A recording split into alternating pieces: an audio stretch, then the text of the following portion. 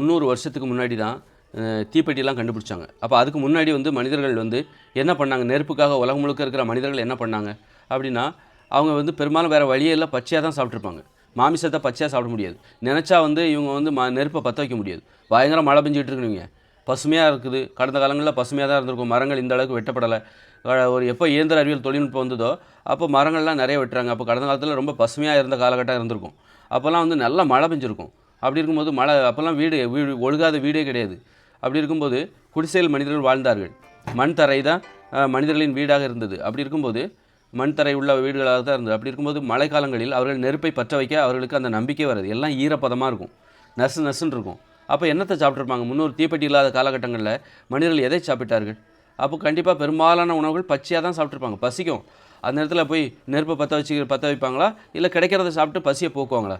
கையில் வெண்டைக்காய், கத்திரிக்காய், மாங்காய், தேங்காய் அப்படின்னு சொல்லி கிடைக்கிறத சாப்பிட்ருப்பாங்க. கிடைக்கிறது அப்படிங்கிறதுக்காக யாராவது மாமிசத்தை சாப்பிடுவாங்களா? பச்சையாக சாப்பிட முடியாது, அருவருப்பாக இருக்கும். அப்போ வந்து மீனை சாப்பிடுவாங்களா? பச்சையாக சாப்பிட முடியாது. பெரும்பாலான மக்கள் அதை அருவருப்பாக உணர்வார்கள்.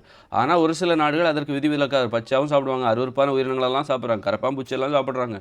அது யார்? இந்த சீனா நாடு, கொரியா நாட்டில் உள்ள மக்கள் அதையும் செய்து காட்டுகிறார்கள். இல்லை, அது நம்ம முடியாது, நம்மளால் முடியவே முடியாது.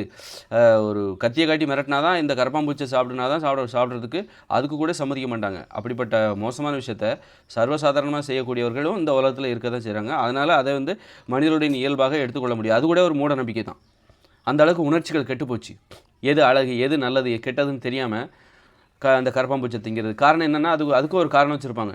கரப்பாம்பூச்சியில் அந்த மாதிரி சாப்பிட்டாக்கா நல்ல ஆண்மை பெருகும், தாம்பத்தியம் பெருகும் அப்படின்னு சொல்லி இந்த மாதிரியான காரணங்கள் வச்சு தான் எதையெல்லாம் சாப்பிடக்கூடாதோ அதையெல்லாம் சாப்பிட்டு தொலைகிறார்கள். அந்த காலத்தில் அங்கே இருந்திருப்பான், இந்த பல்லியை சாப்பிடு, வெட்டுக்கிளி சாப்பிடு, வெட்டுக்கிளி சாப்பிட்டா நல்ல ஆண்மை பெருகும், இந்த மாதிரி. அப்படியா அப்படின்னு சொல்லிட்டு அந்த தாம்பத்திய ஆண்மை அதை பெருக்கணும் அப்படிங்கிறதுக்காக இந்த மாதிரி ஏதாவது காரணங்களை சொல்லி தான் இதையெல்லாம் சாப்பிட வச்சுருப்பாங்க. இந்த வெட்டுக்கிளி சாப்பிட்றது, கரப்பாம்பூச்சை சாப்பிட்றது, தேடை சாப்பிட்றது, புழுக்களை சாப்பிட்றது எல்லாமே காரணம் என்னென்னா, இந்த மாதிரியான காரணங்களை சொல்லி தான் சாப்பிட அந்த மக்களை பழக்கப்படுத்தியிருப்பார்கள்.